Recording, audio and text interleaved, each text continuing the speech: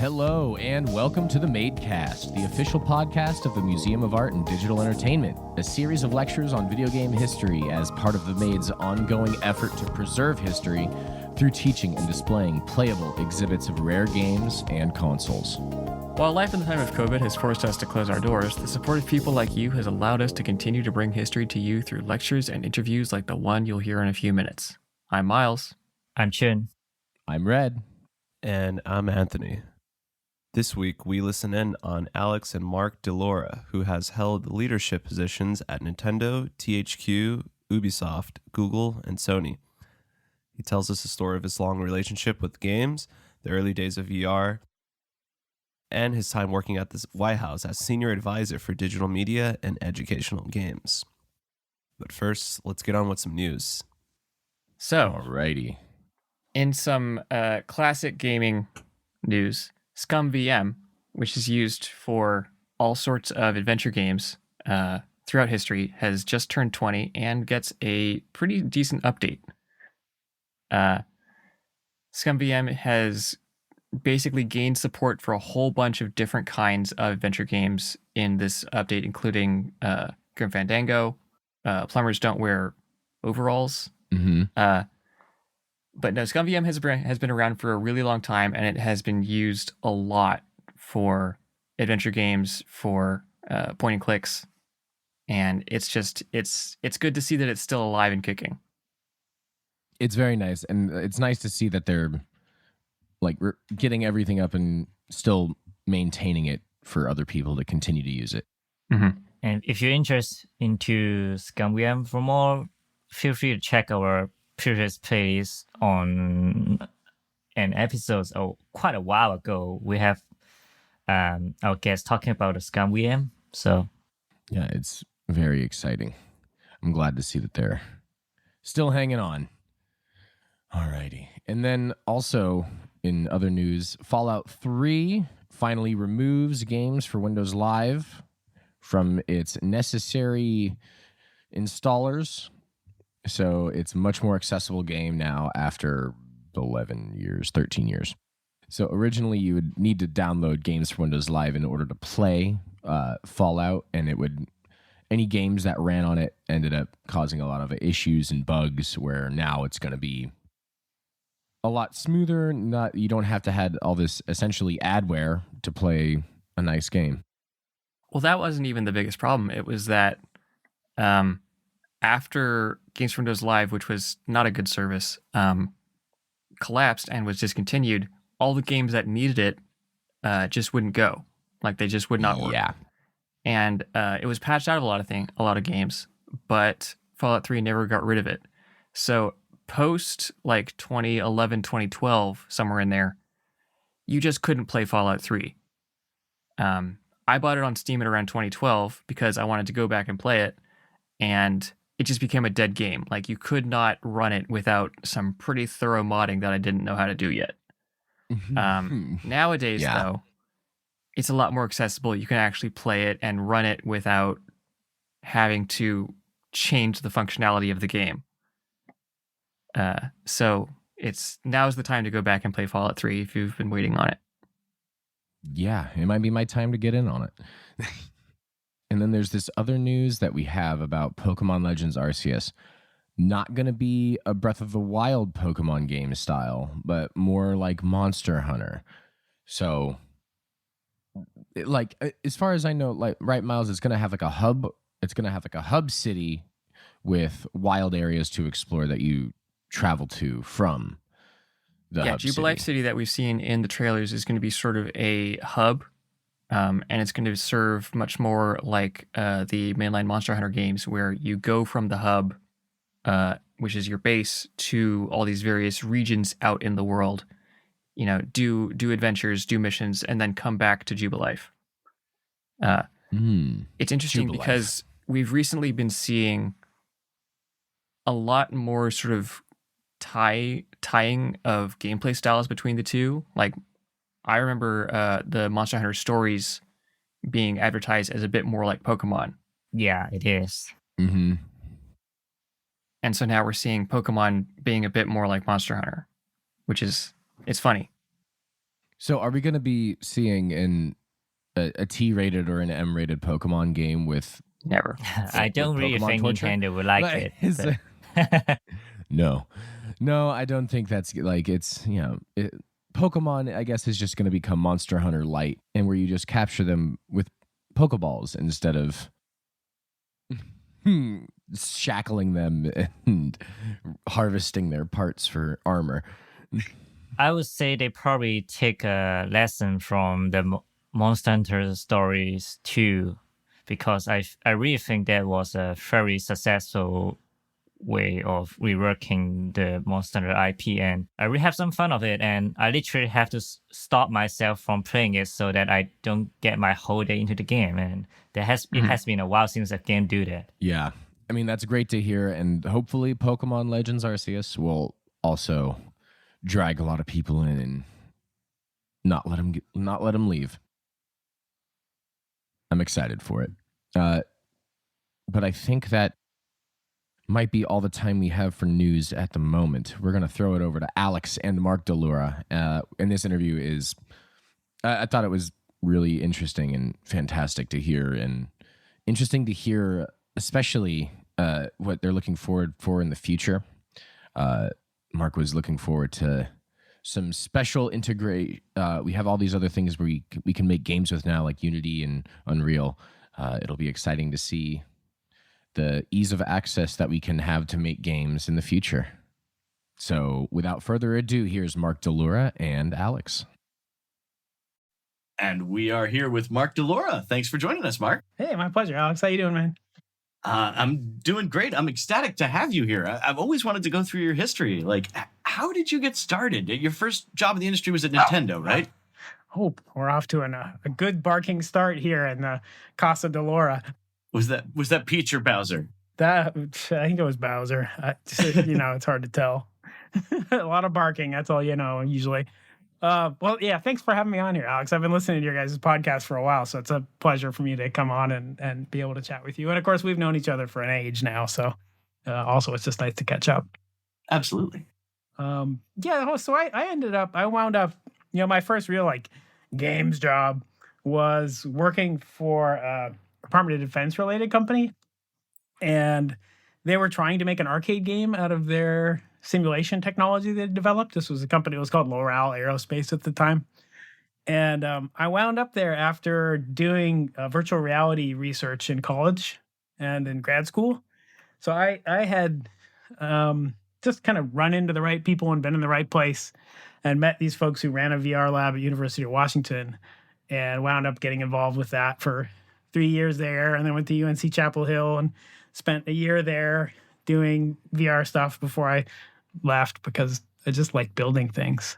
And when I left school, I was like, dang, what can I do with all this skill? I really wanted to build 3D worlds that people could they could learn from or get inspired by or experience things in a different way. And this company was like, well, we're taking this technology that you know pretty well already, like this 3D world building stuff from VR, and we want to make an arcade game out of it. Why don't you come help us? So that's kind of how I got involved. And of course, it's game industry, and we never shipped that thing. Well, here that begs a question. We've never gotten a chance to delve into the early VR equipment. What does the desktop setup for developing VR in 1992 look like? Oh, I loved that stuff. It was there's a lot of super high-end, really, really expensive silicon graphics equipment, like the size of refrigerators, like the old Onyx machines and things like that. That's what I think most people used, was that kind of stuff. At UNC, they had a piece of dedicated hardware called Pixel Planes that they built, because UNC they're really well known for designing their own hardware. They've got some professors there who came from original computer hardware design. But then there was a big garage VR movement kind of around that time as well. And Jesse Schell, I don't know if you know Jesse Schell. Yeah. So Jesse was involved in that at that point in time, and there was a lot of people hacking Power Gloves to work on their PC. The 3D hardware at the time was still pretty young, but people were trying to figure out how to utilize that to get worlds that looked better. But Dactyl Nightmare is a game. It was a VR arcade game from that era, and it was like 300 polygons a frame or something. And that the headsets had to be custom for every. I mean, you didn't go buy something off the shelf, right? There started to be a few commodity headsets. Most of them were kind of research class, though. You know, and the early ones used little mini CRTs. You know, so basically shooting cathode rays into your eyes, which seems like a bad idea. Yeah. Well, what about the development environments? How did you write this stuff? Yeah, there was a company called VPL from back in that area. That's Jaron Lanier's company. Jaron's still kicking around. And so a lot of people use their stuff. They had a really nice data flow programming environment. It kind of reminded me of like Unreal Blueprints kind of stuff. And you know, it was not huge like VR was this last bump, you know, not like that, but it was the first time. It was really only for movies like Lawnmower Man. Yeah, totally.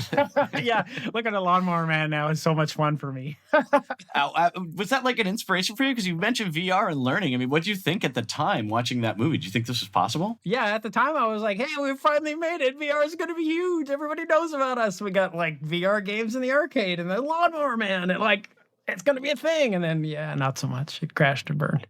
It's quite remarkable how much enthusiasm was able to be mustered for systems that really could only push a couple hundred polygons, right? Yeah, there was an interesting distinction between the VR experiences you have now and then, though. When we first started to see this current, or I almost want to say this last generation of VR now, this current generation of VR, you know, the worlds, they tended toward realism, but when you only have 300 or 1,000 polygons, or even a couple thousand polygons, and your ability to use texturing is also super constrained. You're probably not using texturing. It's probably all flat shaded or, you know, like grow shaded, or the worlds tended to be very, you know, figurative or magical is really the term I want to use, because they weren't worlds like you would expect them to be. They were cartoony, they were different and unusual. And so being in those spaces and feeling like, you know, that sense of presence like you get in a good virtual reality world, but having it be a world unlike anything you've ever seen before,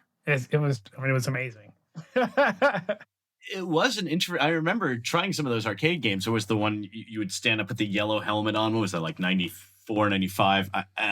But I do remember being underwhelmed with the responsiveness. The graphics were definitely as good as they got anywhere, but the responsiveness was just jarring.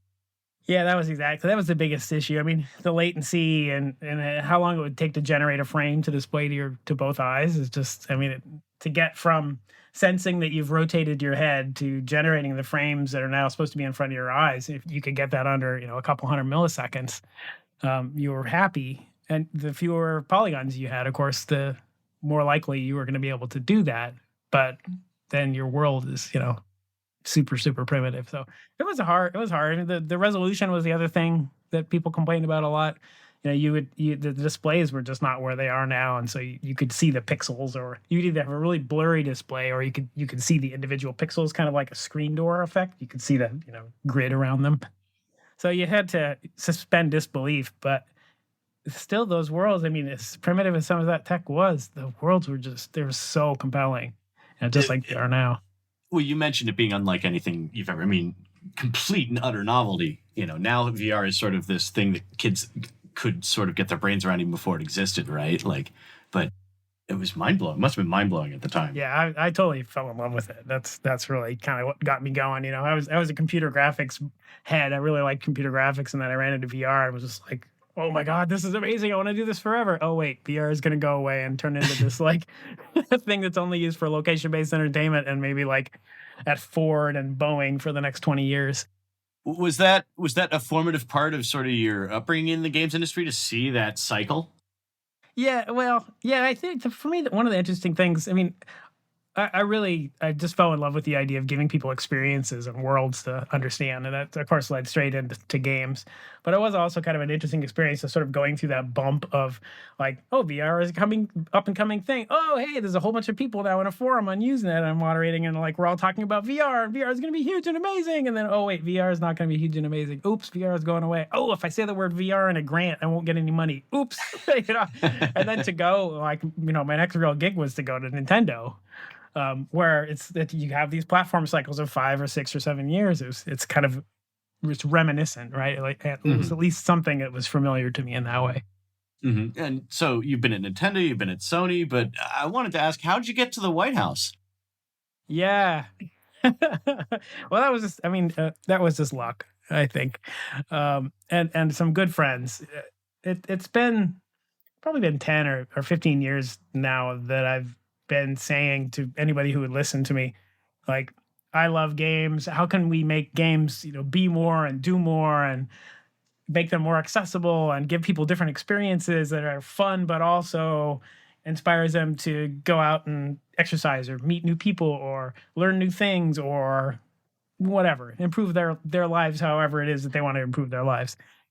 We need to do more with what it is that we're creating if we want that experience. So how do we do that? And I sit around and drink with friends and complain and and scheme and try to convince people to try things that were interesting and new. And some of my friends are really well connected, and we're like, hey, so we know these people. Actually, the Office of Science and Technology Policy at the White House during the Obama administration, they had seen that there were some interesting things happening in this space.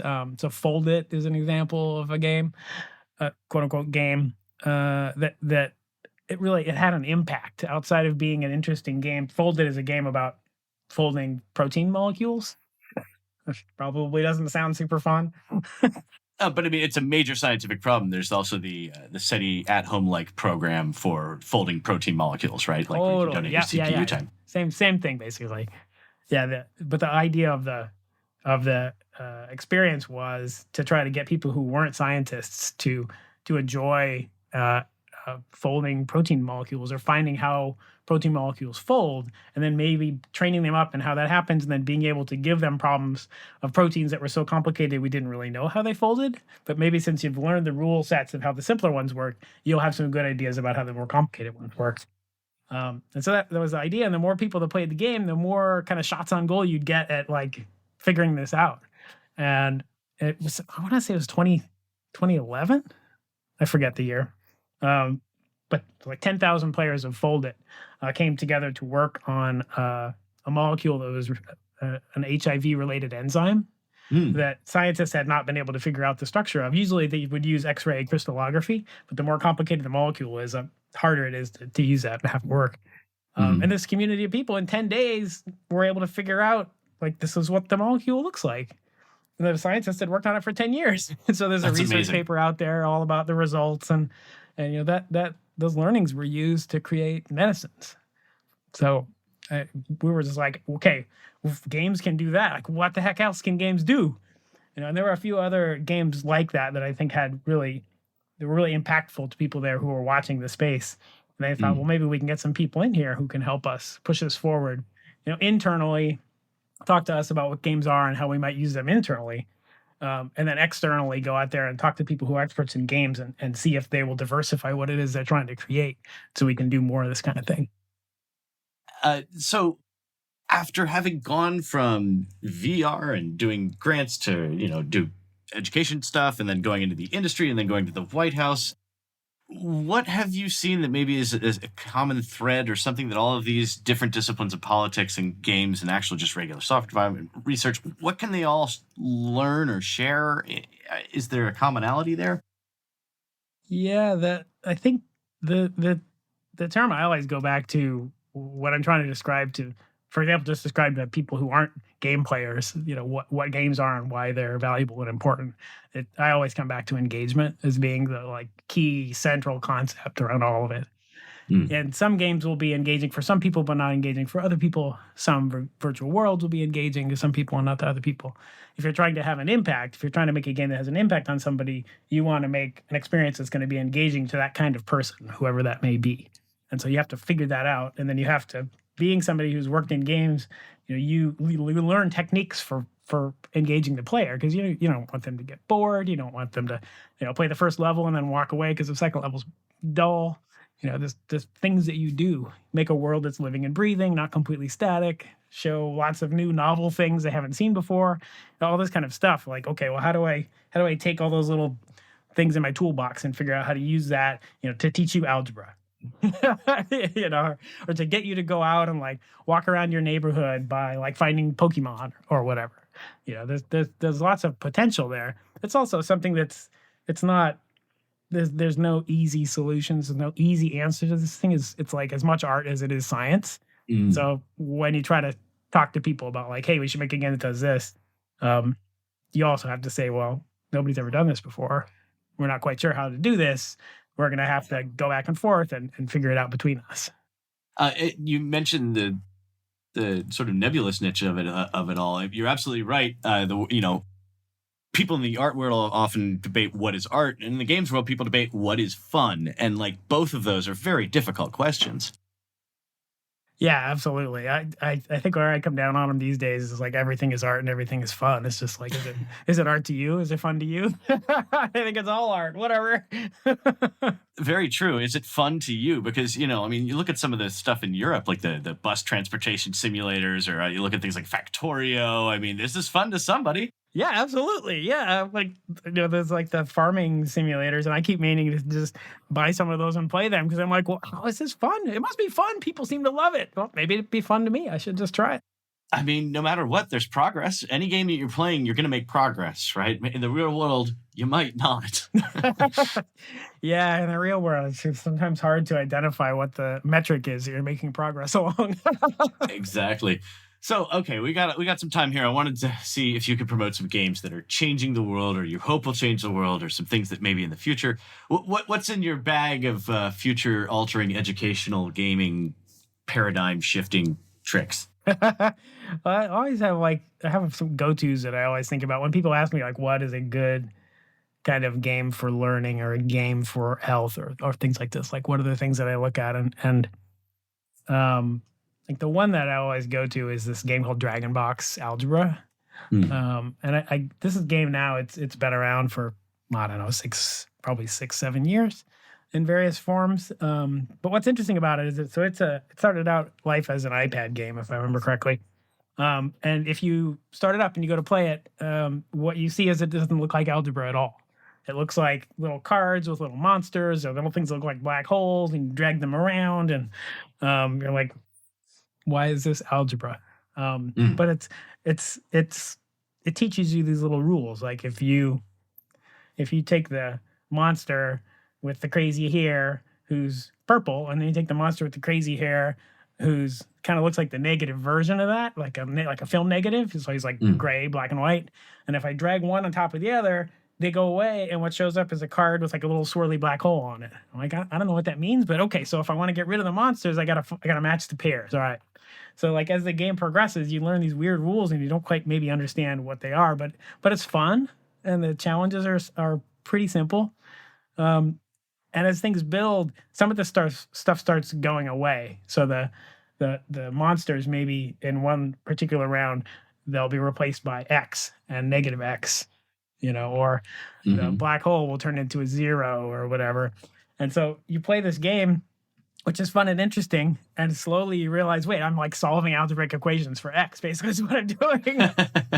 That's perfect. There you go. The sneaky learning. It's totally sneaky learning, and it's really accessible. And I played it all the way through. Like it's designed for like there's two versions, one for 5-year-olds, one for 12-year-olds, and I'm like, these are amazing. I just had so much fun playing them. So I always point to that. There was a research study done on it too that ran students through an adaptive version of this game. So if you did really well on the early ones, it would basically run you through the skill tree more quickly, or if you got stuck, it would generate more problems so you could get you over the bump.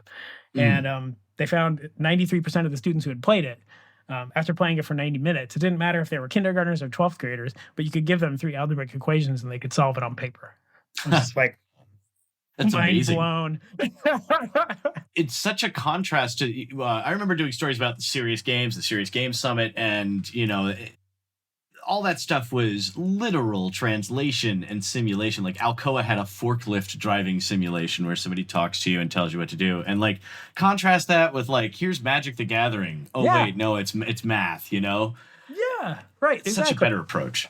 I mean, I think I come from it more from the perspective of making something that's super entertaining and engaging, and then making it fun, as opposed to taking like a task that you're forced to learn and trying to jam fun into it. Because jamming fun into something generally doesn't work that well, or at least thought to be. Well, I feel like a lot of that stuff was also sort of mitigating the risk of real world training, whereas, algebra doesn't hurt anybody in the real world. So you can have a lot more fun with it. Yeah, that's true too. Yeah. What makes you happy or optimistic for the future here of educational games? Well, I mean, I think that probably from a high level perspective, one of the things that makes me happiest and optimistic for the future is that there's a massive number of people who are getting trained up in how to make games and like use the techniques and the tools that are out there. I remember 20 years ago, I think I was at Sony and I was so excited. It was like DigiPen and Full Sail and Guildhall, I think, were like the first three schools that started up. And I was like, oh my God, there's schools. They're going to teach game development. And now there's like 450 or something in the US that teach game development in some way. Which is so awesome. And the tools like Unity and Unreal, you can just download, you can learn, you can use. And that's all amazing. And I think that like interactivity and engagement and fun and like all of these things are going to be so much more accessible to so many more people. So you're going to get a diversity of more and more interesting experiences. And you see that as you've seen the indie game community grow and prosper. Like the kind of games you get they're not the games that you would get if you had to place a $70 million bet to build a AAA game that you wanted to make $200 million on. You probably wouldn't make this, super risky, creative other thing. But if it's you and a friend and you're doing it at home and you don't have to make a ton of money, but you want to be sustainable, you can take more risks. So I love that. Like from a high level perspective, that gets me super excited just seeing all these people. It does seem like it's easier than ever to make games. Yeah. Yay. That's a wonderful thing. Which, I mean, contrast this when you were coming up, right? Like you had to first make your tools and then you made your games, right? Like half the development process was just building what you were going to build to make the game. I'm going to make my tools and I'm going to love making my tools. I'm going to spend all my time making my tools and I'm never going to make my game. That's generally what would happen. But I did really enjoy it. I do. One of the things I do wonder about, and I do sort of cogitate on these days is, I feel like there's a disconnect or another stage we have yet to evolve in the game industry. It was like, there was when renderware first came out ages ago and was a tool you could buy to build games inside of, and they made like Grand Theft Auto 3 and that, and we had a big conversation around whether these tools were a good thing because all the games are going to look alike and da da da da da. And now there have been 3 or 4 evolutions of those sets of tools, and where we're at now, it's like mostly Unity and Unreal, and like Godot is out there, which is super interesting, and a few other ones that are smaller. But like what we don't have is a tool on the web which makes games you publish on the web, because we have like Google Docs. Like you can go and make a doc and you can send it to somebody and they can see it on the web, and it's all on the web. I get my email on the web. I read everything on the web. I do everything on the web, but I can't make a game.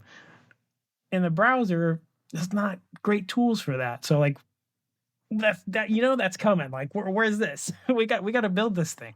Yeah, it seems like there's a lot of pieces for HTML5 development in the browser, but you're right. There's no like Oblique Games IDE or like a game maker for HTML5 or something. Yeah, and I bet there are some out there that I'm just not super aware of, or like somebody's porting Godot to JavaScript or using WebAssembly or whatever. That's out there somewhere. Somebody's got to be doing it. But I'm cheering them on because I think that that's probably the next step. Both Unity and Unreal will export to HTML5, and the tools are so strong that you can build inside of those platforms and push out to the web, and that gets you so much. But I still want developers to not have to go over to that, that barrier. Like if I'm on a Chromebook, if I'm a 5th grader and I have a Chromebook from my school, why can't I go to a website and build something that's like more complicated than Scratch? Because I can do Scratch, but where's the next thing? Exactly. Where's that next step? I think you're absolutely right. Scratch has sort of nailed that web experience, but yeah, and where it's do so they go good. now? It's like Scratch is amazing. But when I get bored with Scratch, if I'm, I'm that age, like what do I do? That's a good question. Hopefully one of our listeners can answer it for us. But yeah, thank you so much for being here, Mark. Yeah, of course, Alex. Yeah, it's so good talking to you, man. I feel like we could talk for like 2 hours, but everybody'd be totally bored except for us.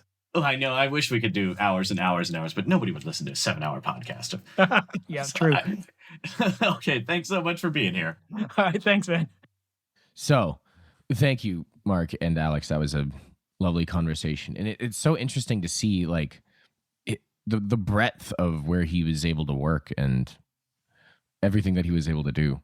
It was it was very interesting, and it's exciting to have someone who's so into games representing them and trying to make sure that they are represented properly out there. Mm-hmm. Refreshing to not have someone who has never touched a video game in their life to tell us about what video games are and what they're doing. But we want to thank you, and thank you again, Mark. So, what has everybody been playing? I know, Miles, you played a little bit of Metroid Dread. What did you think so far? Well, it is definitely a continuation of the series. It seems like they're kind of discounting the previous Metroid game, which was Other M. It doesn't seem to be as tied into the main story anymore. The main story, of course, being Metroid True, Metroid 2, Zero Mission, which is a retelling of Metroid 1, Metroid Fusion, and then this one, Metroid Dread.